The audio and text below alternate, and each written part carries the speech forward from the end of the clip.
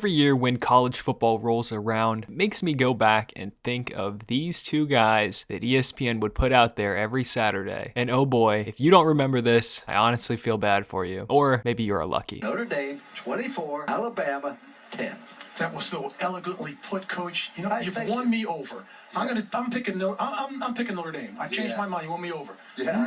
College football Saturdays used to be dominated by going to halftime or pregame and seeing Mark May and Lou Holtz battle each other while Reese Davis would moderate them. Tell me what it is that they didn't do. They played great defense, played great offense, put 56 points up on the board. One did it with class, only had 2 penalties, total 10.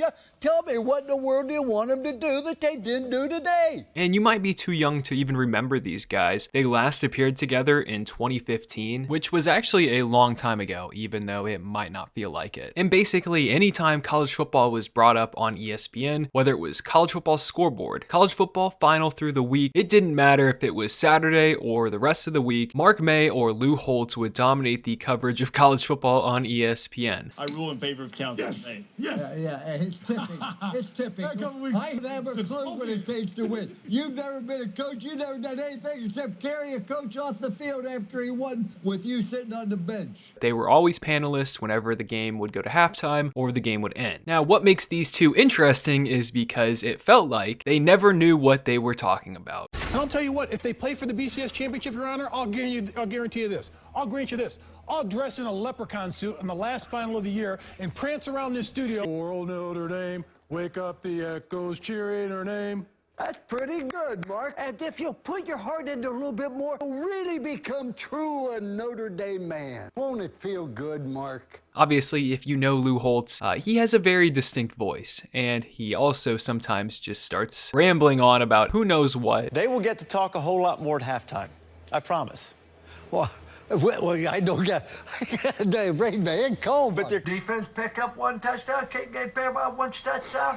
We got this game won. Forget. That's nonsense. I'm tired of losing this.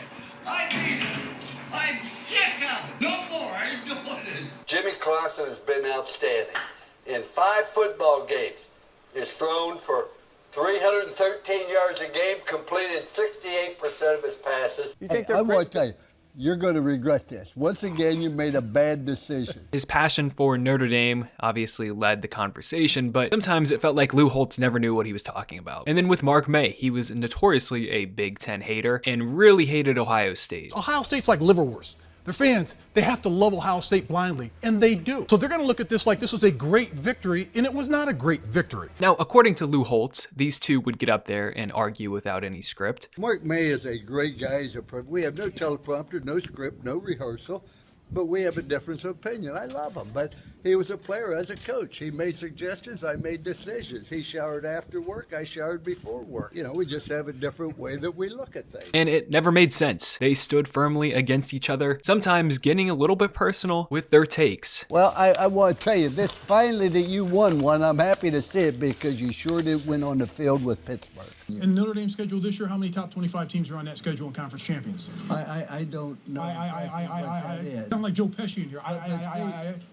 Everybody in Ohio says Jesus loves you. Everybody else in Ohio thinks you're an idiot. I mean, these people are not nice. And honestly, they kind of kickstarted that debate show phenomenon at ESPN. Well, at least the debate show phenomenon where they would just ramble and say things that never made sense, because that's kind of what they did. There was really never any rhythm to what they were doing. They just kind of hated on each other, and it was honestly something where, at the time, I certainly didn't always enjoy it, but, you know, absence makes the heart grow fonder, and that's kind of what I feel like with this show. You can call me the biggest rat in America because, yes, I ate the cheese and I swallowed the cheese. But if you look at Notre Dame, as long as they continue to water down their schedule with teams from Conference USA, from the MAC Conference, from the Mountain West Conference, they will not be able to play for a national championship. I have to agree, Your Honor, with something that he said. He is a rat.